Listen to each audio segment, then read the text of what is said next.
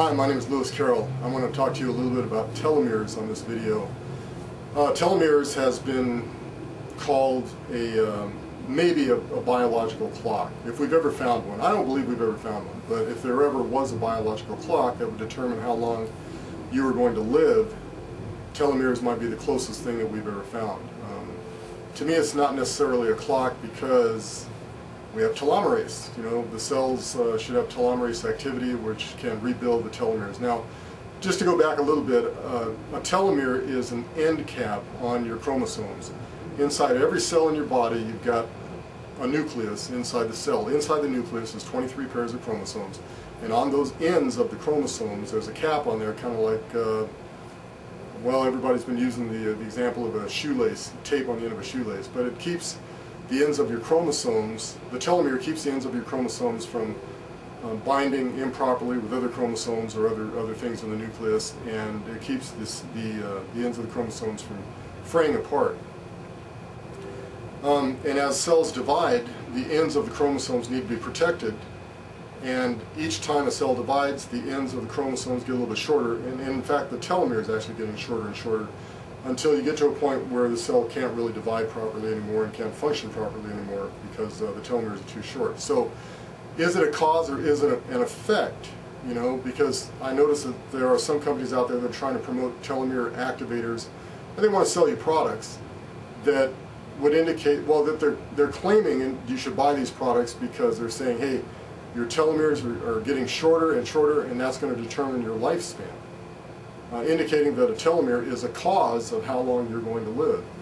And I don't think that's the case. I think it's more of an effect or a result that happens determined on how you live your life. So basically, when you look at things that affect telomere length, we know that there are things that you can do that will shorten your telomere length, which is a bad thing, okay? Oxidative stress, too much homocysteine in the body, for instance, contributes to shortening of telomeres. Sugar, high-fat diets, smoking, caffeine, these are all things that shorten telomeres. Alcohol, interestingly enough, doesn't seem to shorten telomeres, and I'm talking about ethanol, which is an alcohol used in alcoholic beverages. But caffeine does shorten telomeres. To lengthen telomeres, or to increase telomerase activity, I guess you'd want to do the opposite of those things. You know, you'd want to avoid sugar, high-fat diets. Make sure you're getting plenty of folate. Folate's been noticed as a vitamin. It's one of the B vitamins to increase telomere length. Vitamin B12 also does it. Vitamin D3 has been associated with that. You want to make sure you get enough omega-3 oils, such as fish oil or krill oil, and take N-acetylcysteine to lower homocysteine levels in your body, and to increase glutathione levels inside the cell.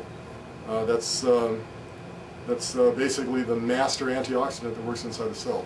But here's the most important thing. The most important thing, and I hope the medical community doesn't overlook this, is telomere length and telomerase activity is linked to testosterone, growth hormone, and IGF-1.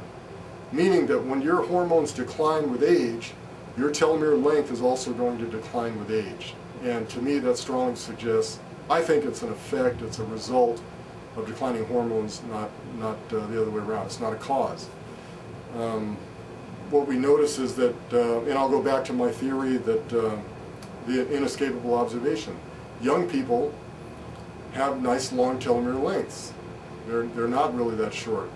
And older people have the shorter telomere lengths. And what is the big difference between young people and old people? Well, old people have lower hormone levels and young people have higher hormone levels. So I think one of the most important things in longevity is to make sure your hormones are maintained at optimal levels. And that would be testosterone, growth hormone, IGF-1, and estrogens in your body. Not too high, not too low, but optimal levels, youthful levels.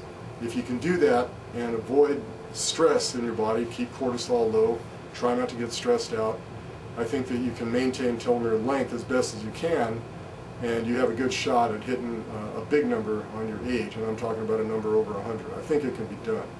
I think 150 can be hit. One of the ways that you can keep your hormone levels up, because that's the big challenge, is the time machine. I totally believe in the time machine because of what I've seen it do for other people and myself. So it is a hormone rejuvenator. It will keep your hormones up, and for how long? There's no reason why it wouldn't last forever. We just don't know until we go there. We have to actually go the distance and get somebody to live 150 years, and then we'll know for sure. But that is the way to keep the telomere lengths as long as you possibly can. Avoiding stress, this is something else I'm going to talk about just briefly, because telomere length has also been associated with what's up here, mental stress. And it was noticed because I saw one study where they looked at women who had been raped against their will, and their telomeres were shorter. And so the conclusion of the study was that it was caused by mental stress. So you want to get your thinking right, try to avoid mental stress, try to avoid people that just really piss you off, and don't hang around people that shorten your telomeres.